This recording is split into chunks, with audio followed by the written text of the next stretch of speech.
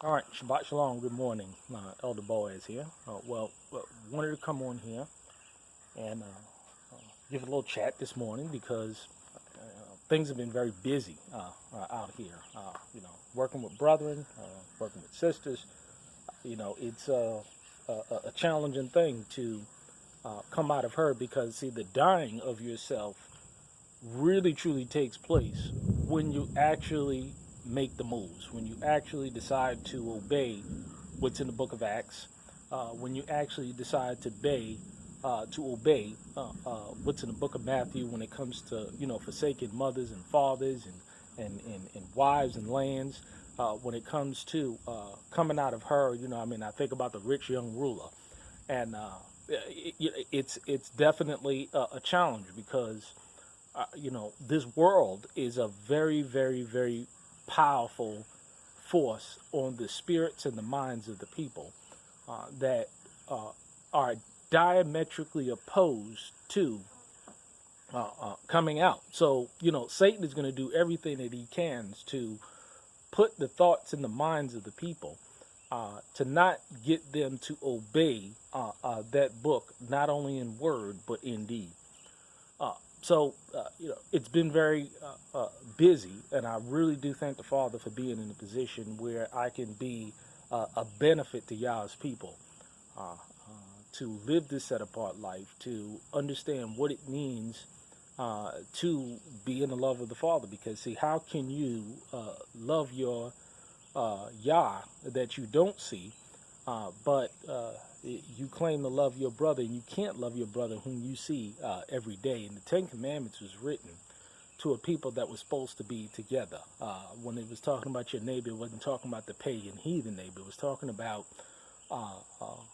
when you are dwelling together with your brother, to love thy neighbor, to love thy brother, and not to be covetous towards your brother, and so forth and so on. And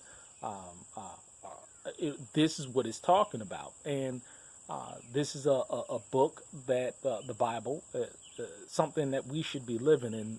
It's sad to look out and see the amount of worldly Hebrew Israelites that claim that they love the book, claim that they love the Father, but in function, they deny the lifestyle that the Most High has ordained them. And I talk about a lot of different things.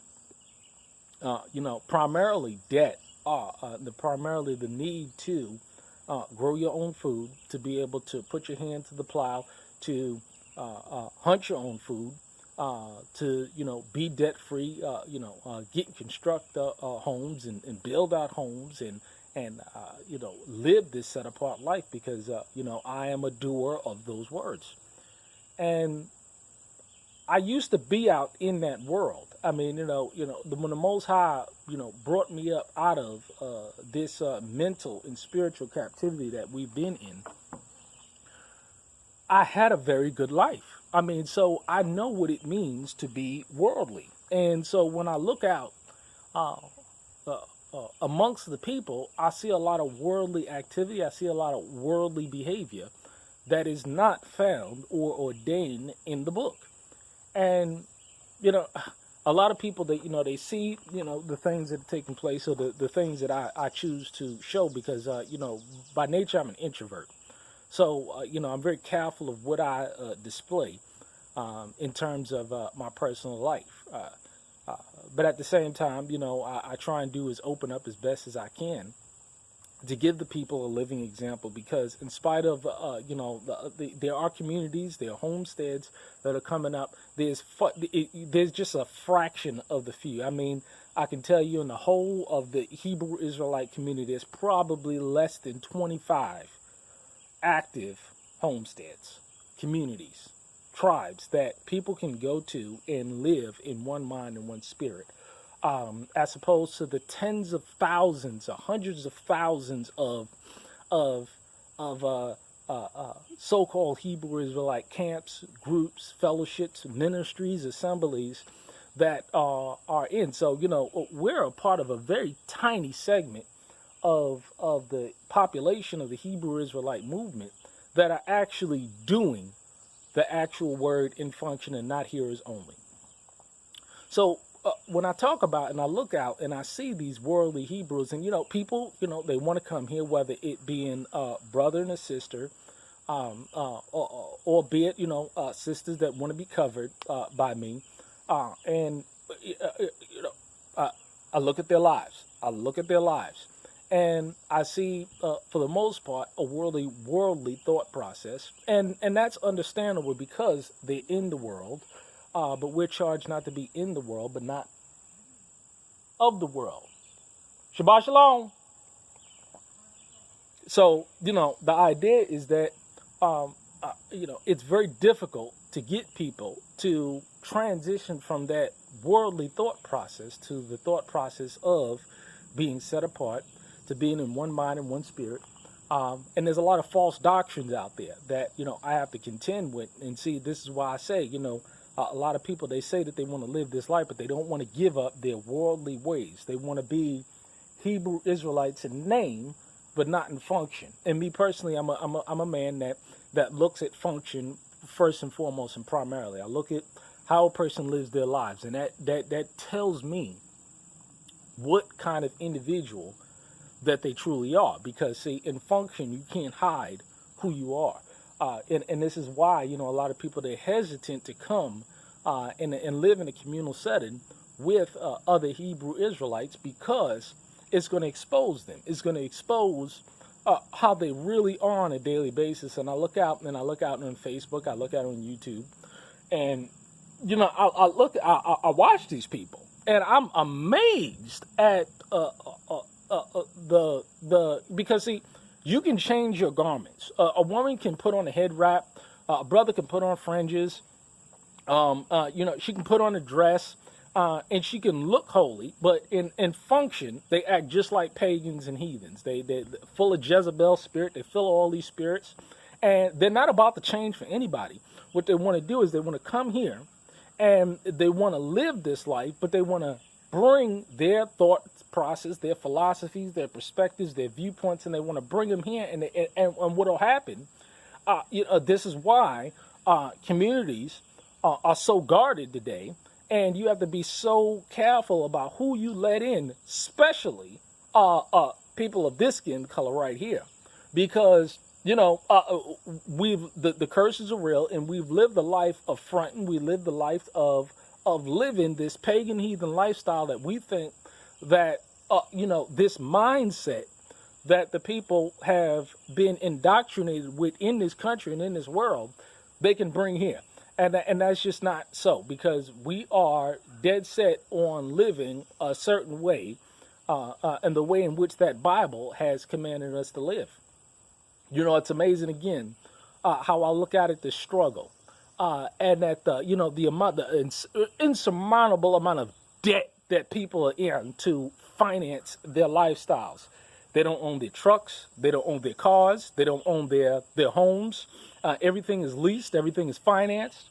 They're in credit card debt up to the hilt, and they present to you a lifestyle that is just I tell you, and it's just a false perception that is being given. This is not the way in which Israelites are supposed to be lived, because see, the borrower is a servant to the lender, and the rich ruleth over the poor. And if you're so ensnared and in debt to this people, you're not going to get up and talk the way the set apart talk, the really truly Kodesh talk, in terms of growing and hunting your own food, building homes, acquiring real skills, growing a greenhouse, a growing garden, and growing food like the people that live set apart do. They're not going to get up and tell you these things, because they are not doing it themselves. They are not going to do it. You have a whole bunch of false apostles. You have a whole bunch of false pastors, preachers, mores, teachers. Just look at them in function, and you can tell exactly who they say. They serve this flesh right here, when in function we should be serving the people. It's a sad deal. Because, see, I talk about this economic situation, and it's funny, how a couple of years ago, you were 1 or 2 paychecks away from the streets. Now you're one like I said on Facebook, you're one fruit snack away from the streets. You're one tire blowout away from the streets. So many people are struggling out there. And it's amazing how they can't even give that up. They can't even give that up. It's amazing. The mental enslavement and captivity, many of them, they're living home with their parents. They're shacked up. They have bullshit jobs. They're working 2 and 3 jobs and living home with their parents. It's amazing. It's amazing. This is life. This is the life of a Hebrew Israelite, brother or sister. And it's being portrayed to be. It's amazing. It really is amazing what I see. But hey, at the end of the day, if that's what they like, if that's what they want to do, go ahead and fill up your cup. Because tough times are here for many of you right now. But when this real Great Depression hit, which I believe that we're in the beginning stages of, when it hits, you're going to wish you were on a part of land that is paid for, that you were with people that you can trust. You're going to wish that.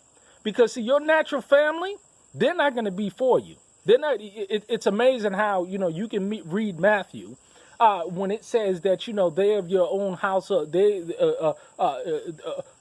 Your enemies are going to be there of your own house. And I see how chummy most of you are with your pagan heathen family. It's amazing. It's amazing. Hebrew in garment, but pagan in function. Haven't changed this mind at all. Haven't changed this mind at all. And see, this is what we must guard against. This lust, worldly filled thought process that people want to bring right on into the faith. They want to bring right on into what Yah's doing when it comes to the set apart. It's just not going to work. It's just not going to work. It's not going to be tolerated. And see, this is why we have a vetting process to ensure that the people that are serious are serious. See, I'm on the phone and I talk to, and when I'm spending my time now, right now, I want to talk to serious-minded people. I'm communicating with serious-minded people that are serious about making moves, that are serious about getting out of debt, growing their own food, hunting their own food, living with fellow people of like mind and precious faith. All these other people, I get rid of. I ain't got no time for that. I really don't have any time for that. My focus and my energy is on people that are serious, whether it brethren or sister. If I see that you're serious, I'm gonna work with you. We're gonna get you into a process, and we're gonna get you into a transitional state.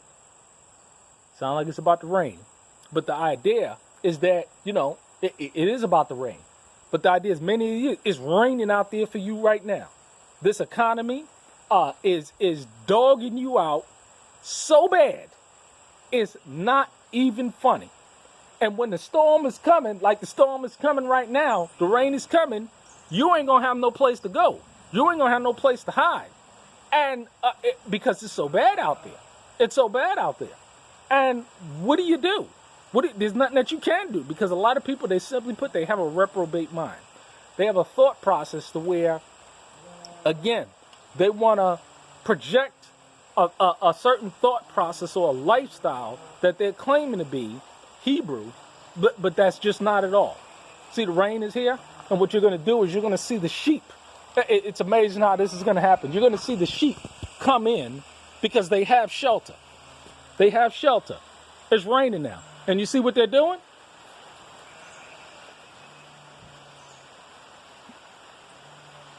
Because a shepherd has prepared a place for them, a clean place for them, as to where that they can come and they can be in shelter. So this is what they're doing now. You see them?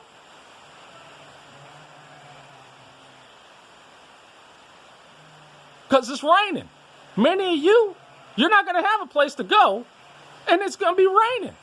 It's sad. I am a shepherd. I tend to sheep. So I understand what I'm talking about. Because first that which is natural, then that which is spiritual, and you must be born again. See what they're doing?